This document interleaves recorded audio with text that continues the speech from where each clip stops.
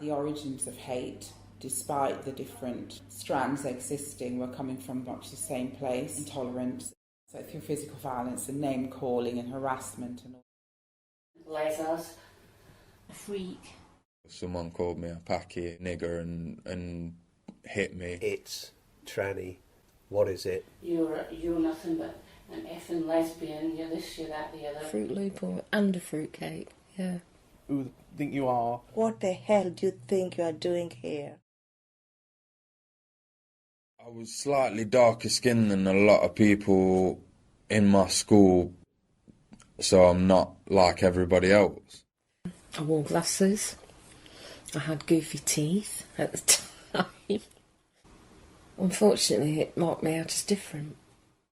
This particular landlord he did call me that. He did call me fruitcake. But yeah, I mean, that was awful. He did. He called me a fruit loop, I think. A fruit loop and a fruitcake. Yeah. Not very nice. When I was at school, I used to dress different to everybody else. And I used to get called a freak. And I remember being in the town centre and walking past this group of girls, and they said something, and I wasn't entirely sure what they'd said. And then I got a bit further down the road, and this woman came up to me and said, "That girl's just said you're dead tomorrow." I used to walk across the park to my friends. It's a large park. It takes about a quarter of an hour to walk over the park. And there was a gang of youths used to follow me round. And at times they sort of try and get cigarettes off you or whatever, money off you and stuff. I just ignored them most of the time. But then they started getting more aggressive. They used to chase after you and throw things at you. And it ended up with them banging on the door late at night and trying to put things in a letterbox, banging on the window and throwing bricks and things like that. They threw a brick through our window, and it happened to be the children's bedroom, and it just missed my son's head, landed at the side of his head on his pillow. People used to jump up at our windows with masks on and bang in the windows to scare us. They set fire to the play park just outside my house where my children used to play. And down the park or whatever, the older kids would call me things and throw stones at me and hit me and things like that. I was getting quite a lot of stick from all these lads, and they decided to wait for me at the gates. Walked home, I got punched from behind all the way down the road. I got hit all the way down I had to run because it got a bit too much. I ended up in hospital that night, and I had a chipped jaw on the side and 2 broken fingers. I went to school the next day and got excluded for 2 weeks for hitting back. This guy came past by me, looked at me and said, "What the hell do you think you are doing here?" And I looked at him and just said, "Oh, I have every right to be here. I've not done anything to you, so I don't know what your problem is." I was with a group of friends. We were chatting away, and something obviously that I'd said they took offence to, and I was just whirled around, grabbed the back of my shoulder, spun me around and was like, "Who do you think you are, acting like that in the street, there's kids around and all this, that and the other." And obviously everything I said there was nothing offensive. We might have been talking about kind of our boyfriends at the time, because I was only like 17, 18, so... Yeah. And it was the first time I'd ever been physically confronted. It was close and personal, just looking at you. And lots of laughing and pointing and stuff like that. We tried to ignore it. And of course the bus turns up, we get on the bus, and one of the people was behind you, pushed her. And we tried to keep, calm and things like that. But as soon as they got on the bus, they were in a seat of 4 as well. And it was constant, it's, tranny, what is it, blah, blah, blah. And then more recently, I walked over the park again, and there's a gang of teenagers, and they came chasing past, and it was boys and girls, and one girl snatched my spectacles off me and threw them into a wood. Luckily one of the boys, must have felt a bit sheepish, went and found him for me, but it was pretty disturbing. And the police were involved on that occasion, and I was told that they couldn't guarantee me safety. I shouldn't walk over the park at night, even though it's lit with street lamps. And I said, well, you know, I have a right to walk across the park. It was like I had to fight for the right to walk to the shop. You felt at the time when that was happening? I felt really hurt, and it's like I had to be somewhere else. That was not the place where I should be. Frightened. That's my immediate word, was kind of fear, and shock, and then it changes over time. There's that initial fear, and there's that, but then it turns to anger, because I'm angry that I can't be who I want to be without fear.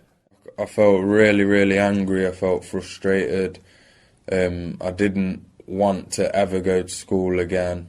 When I went back to school and they excluded me, I was just like, this system in the school's really not helping me whatsoever. They don't actually care. And that's when it started getting a bit like, okay then. The thing that's really got to me is the fact that they said you shouldn't walk over the park. I was angry. I was very angry. Yeah. I was shell-shocked, and it took me a long time to get back on a bus. It was very frightening. I was very scared to go out, because it messed up my head, and I became very agoraphobic. I wouldn't go out. So I felt very, very isolated and vulnerable. Like you say, that affected you for... Forever. I mean, it changed me as a person. I got into drugs, I got into crime, I got into gangs. My whole life changed. It put me off track it can create depression, and I felt emotionally demolished. I suffered with the depression. If I'm out on my own at night in town, drinking or whatever, then obviously, and it's still there, and it is that constant hypervigilance where you are constantly aware, and you notice people's looks. It's vigilance, but it's hypersensitive, and you notice everything about you, and that's exhausting. It really is. it was like, right, you know what might happen, just be prepared for it. So it was quite intense.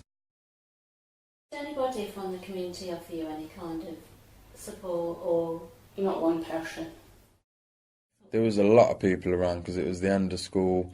Parents were picking the kids up, other kids were walking home. No one did anything. That happened in a public place. Did anybody support or... No. There were other people around, yes. Did anybody say anything? Or... No. No. For the first time in my life, I retaliated. I says, I'm calling the police. The bus driver actually phoned the police as well. Full bus. Nobody prepared to talk at all. All they want is to get home.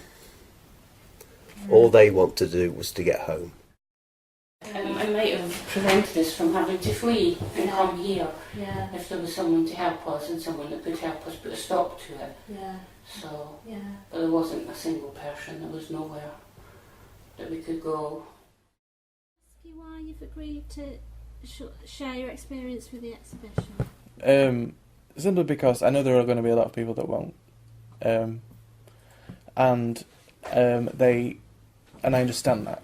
It's a hard topic to talk about, and there's been a part of me that dreads it all the time because I've been dreading it all day because it wakes up a certain part of you that you don't want to think about. It takes you back to a time. So I understand that, but at the same time, there are a lot of people that need to hear about it.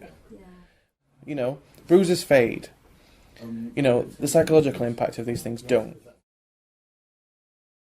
Just because people should be aware of it, and it's a massive issue that the repercussions of all of that, like I just said, was quite bad. for years and years and years. Even when it had all gone, there was things left behind. And first, because I think it's a good idea for people in this around in the Derbyshire to be aware that things do happen, and I think people need to be aware of, to be addressed, especially when you are aware. You can't address something unless you are aware of. Well, to show that these incidences aren't just confined to city centres, that in the rural environment it can be just as bad. It's important that people know now that there is help out there and there is such projects as A.C.T who can help you deal with these things. I would have absolutely loved to have something like this when it happened to me. I would hate somebody else to go through the same experience. It needs to be brought out to the public, you know. A lot of hate crime is not reported. We need to know that it's happening, because we can't make the wider community aware of it if it's not documented, because we know it happens. I know it happens. So that's why I agree personally, and I see it, and I read about it, and I hear about it every day, and that's not good enough. Have you got any closing comments just before we finish? Only thing I would say is to those people that haven't experienced it, if you see it, challenge it. Educate people. I think people who feel strongly about it, whether it's affected them or someone that they love or whatever, should actively try and raise awareness about it. Be careful what you say to who, because a lot of the things that were said to me most of the time were unprovoked. I did nothing wrong to that person. Just think it's not right. We have to start from the foundations, which is always the young people. If they're aware of it and they know it's wrong, then maybe there'll be less of it. Hopefully one day everywhere will feel safe. I believe we should respect everyone no matter what. I believe in peace.